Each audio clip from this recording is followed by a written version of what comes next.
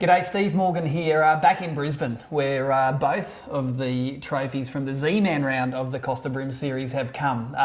It was the second round, it was on Gippsland Lakes, and I'm with Grayson Fong, the winner of the non-boater division of this relocated event. And Grayson, like my trophy, I think it says Malakuta on the front there, but it was rescheduled from Malakuta, and for us, that was a great idea, wasn't it? Well, because exactly. It ended up well for you. That's right. I still love Malakuta, great arena. Love to get back there. Yeah, back there one day, probably next year.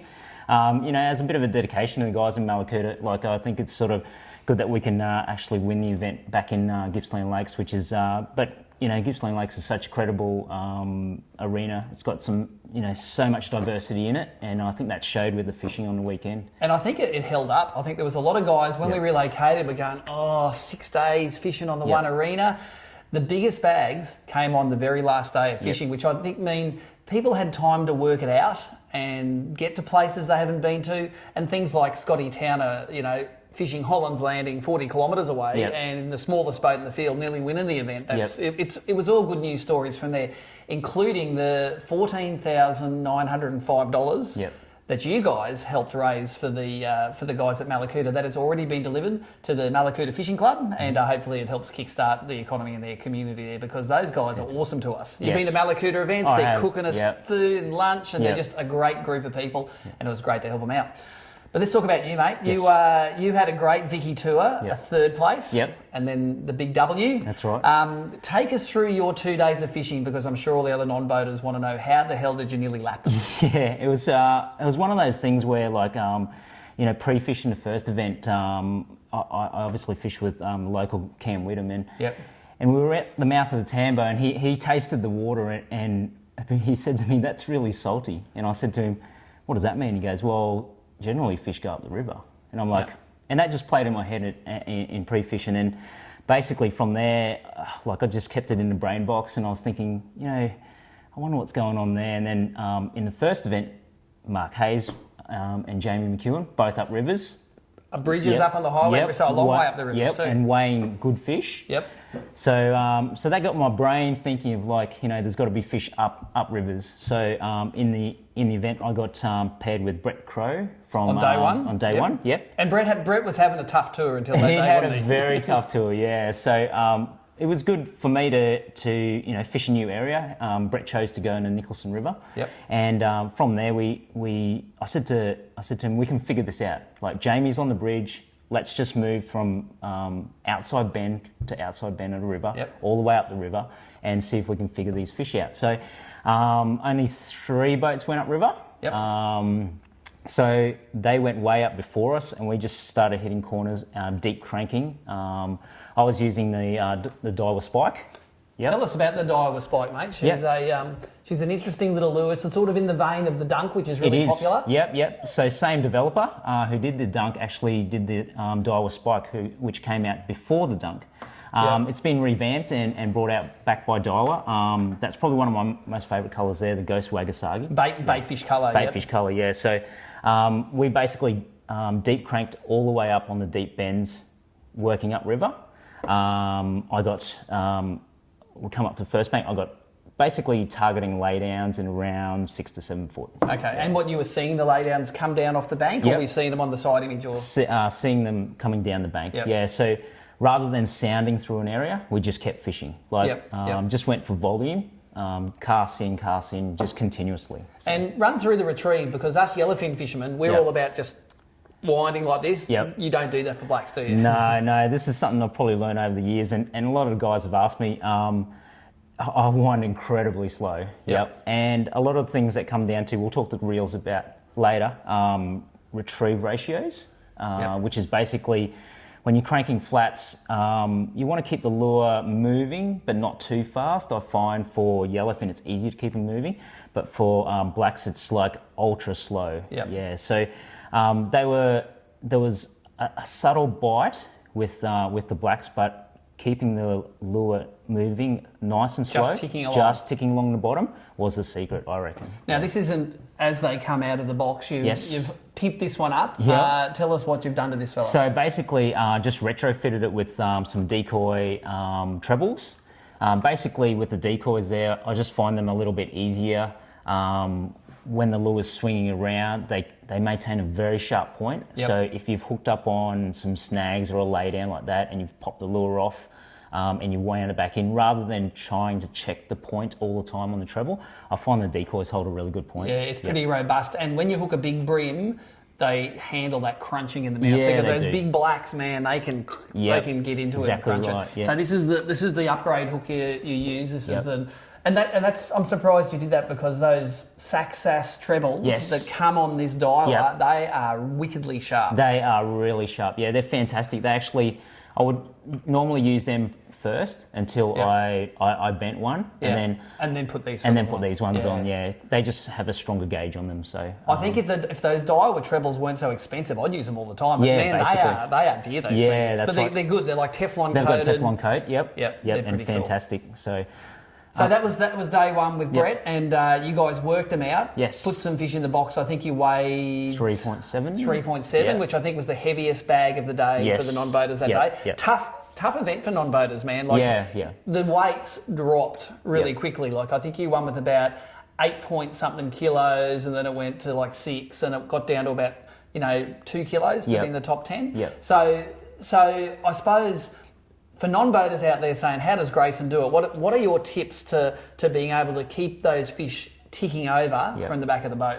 Basically, I sort of try and keep my mind thinking about where we should be at that time of the tide. Yep. So obviously, Victorian rivers were basically not super tide dependent, but good flow.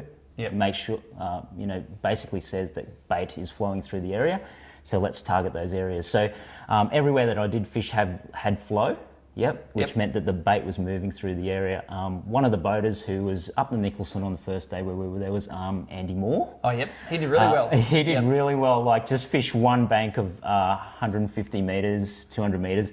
He protected it like it was God's country. But and it was a smart idea, because he got his 10 out of 10. Definitely. He fished so well. And basically, it was the outside. It was before the outside bend of the first corner in major corner in the Nicholson. Yep. And obviously, there was flow coming through there, and the bait was holding. And on there was, as well. and I think watching his highlights, there was a little bit of riprap structure on the bank, a bit That's of right. stabilising, and Yep. I'm thinking he's catching all these fish in the same spot, and he Yep. did.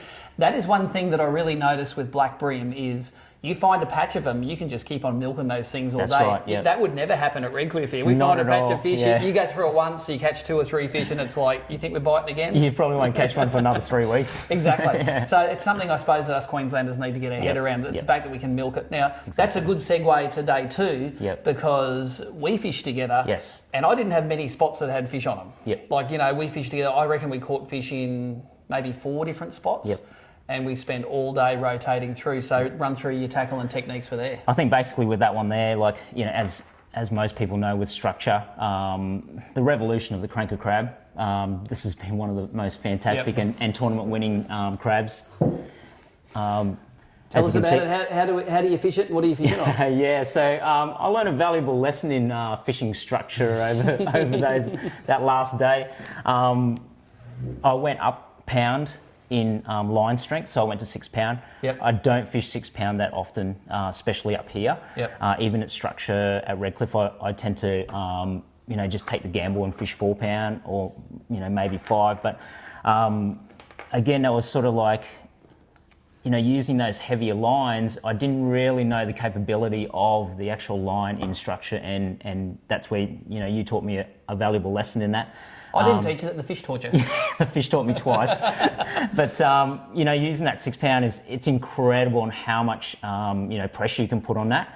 And using the cranker crabs as well was just gold. Yep. Now, you've got a really interesting storage method here. Just talk us through what you've got. I've got a similar storage method for my crabs, but it's just take the guys through what you've done here. So basically what I've done is taken the insert out of our, our plano trays. Plano trays, and just snip the top of them to hook the claws in. Just ran a rubber band around it, and basically is to keep the legs straight. This is very important to keep the legs straight, isn't it? Yep, so that's important for the fall of the crab when throwing it into structure. If you have legs that curl around a little bit, they tend to circle around. So, keeping the legs straight is, imperative. Yep, I think so. And I'm actually working on a video at the moment, because we've all got a heap of crabs that have got busted arms and busted legs. You can actually buy these spare legs pull them out, glue some new ones in. Yep.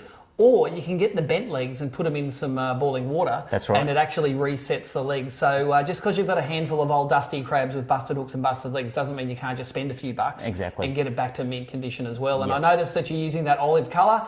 It's my confidence colour. It looks like it's your confidence colour as well. Oh, definitely, yeah, definitely. I think it's sort of a more natural, not quite in your face, but I think most of the time, bream just see something falling. Yeah, and it's a real visual bait. They're not hearing it come down, are they? Which is a reaction bait, same as using cranks upriver and stuff like that. It's all about the reaction. So, in using that, what Steve's got in his hand there is Procure.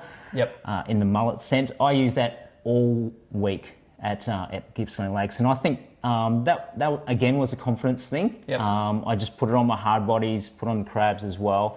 Just found that sort of gave me that edge. In the first comp, I fished a bank with Grant Oliver, just up in the Tambo, and we had a lot of swiping fish. Yep. Generally, when we have swiping fish in Queensland, I go to a scent on the hard bodies because it just helps them commit. Yep, exactly right. Or they might follow it a little bit, and then they'll go after it. Yep. So we had more solid bites with that. I really do think for the black bream that scent's pretty important. I've been towelled up from the back of the boat so many times by non-boaters, guys like Plinio Torian, Jimmy Ziegler, Mark Healy was fishing as a non-boat mate. Lots of those guys in Tassie have whacked me, and it was because I don't use the scent. I'm smarter now after about 10 years of doing it. I use S Factor, not the Procure, but I don't reckon it matters what scent you've got. So long as there is some sort of stink on there, just makes them commit a little bit more to it. Yep. Now, the other thing I noticed about conger crabs, and I don't know about you, but man, we fish those things slow as well. Yes.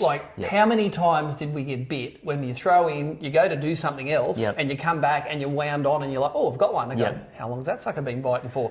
There is no such thing as too slow, is there? Oh, definitely not. I think, with the weather conditions as well, we had quite a rough day on the second day. First day was a little bit calmer, just a little bit blowy. I think just leaving the bait in there, just left it in the zone for that little bit longer for the fish who are less committal to basically have a look at it and then go for it. So run us through your 2 days. How many legal fish did you catch each day? Yeah, so on day one I had 7 bites. So I caught 5.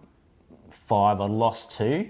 Basically one to a snag and the other one just pulled the hooks. Yep.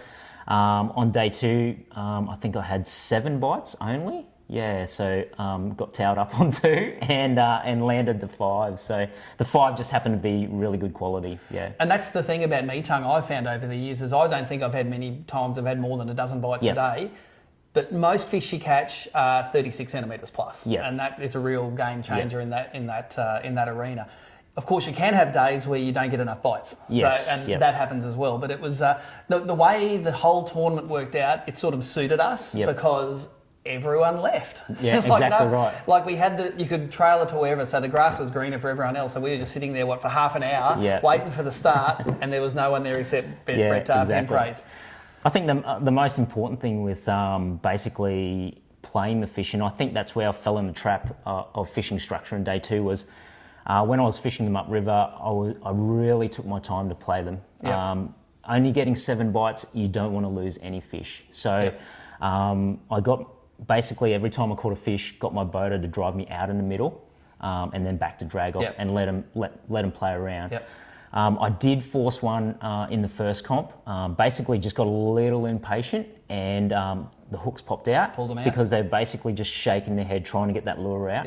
And then the fish flipped over, lure popped out. So definitely taking your time with the fight is imperative with blacks. Obviously, with structure, it's a little bit harder. You want to get them out, and then you can back off. Yeah, it was quite interesting. Like talking to Chris Hickson during this week after I got back, he said, you basically got to trick them into them not knowing they're hooked and get them out before they actually realise that. No, it's interesting, mate. Run us through some of your pimped up divers. I get a lot of non-boaters on my boat, and they're some of the hottest reels I've seen. Actually, I've been using in the first day, I used the new Certate 3000. That's the 2019 Certate? LT, and that's just got a custom project handle on it.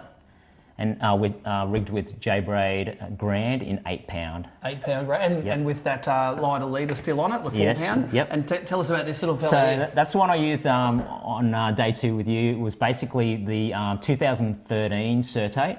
That's been tricked up with some custom project spool, like a shallow spool and handle.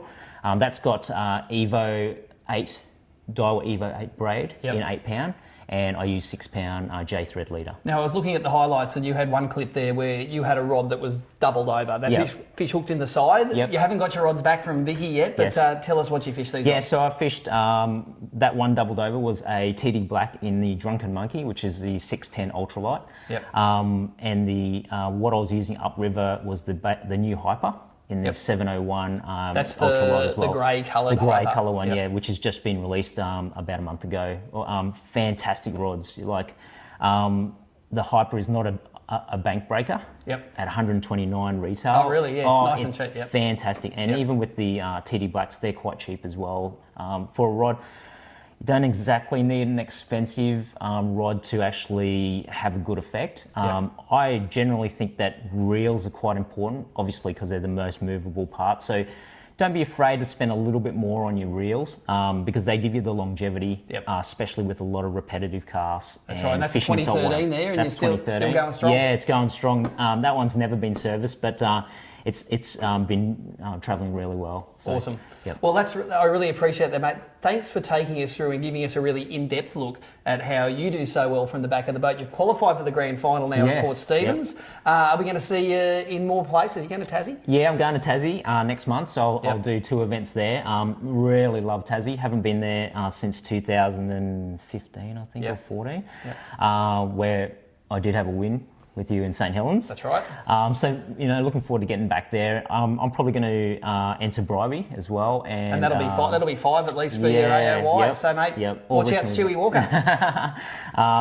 We'll see what happens in here. Well, I think a great start with the first and the third place. You're leading AOY by a fair bit at the moment. So the only thing you can do is keep on rolling the dice. Somebody's got to stop Stewie Walker because we don't want him to win 6 in a row, do we? I'll give it a shot. Stewie's an awesome angler. Like, he's fantastic, very diverse. He's great. Like, you can never write him off. He's had bad first days here and there, and he's come back on day 2 and just fired up. So he is fantastic. So I'm writing him off, Stewie. You're gone, mate. There's nothing that you can do to catch this man here. I put the challenge down to you now. So we're coming to get you, Stewie. So thanks for that, mate. Any of your sponsors you want to thank? Yeah, just Daiwa Australia. They've been fantastic. Like, they look after my rods and reels, and we've got so many new products coming out. In 2019, we had heaps of new products. 2020 is even better. Like, we've got the new Saltiga for the offshore guys. We've got the new Luvius for our light tackle guys. And we've got a series of new rods coming out as well. So in the in-feet range, Tommy Slater, our ABT guru, he's done really well with some of the new stuff there. And, That's right. There's some new lures coming out as well. Oh, I saw a photo of them yesterday. I can't say anything about them now, but they are what I would call snappy doodle quality, so they look great. Thanks very much, mate. Congratulations. Thanks, Steve. Congratulations to yourself. All of the results and all of the coverage from both of those Victorian events on www.abt.org.au.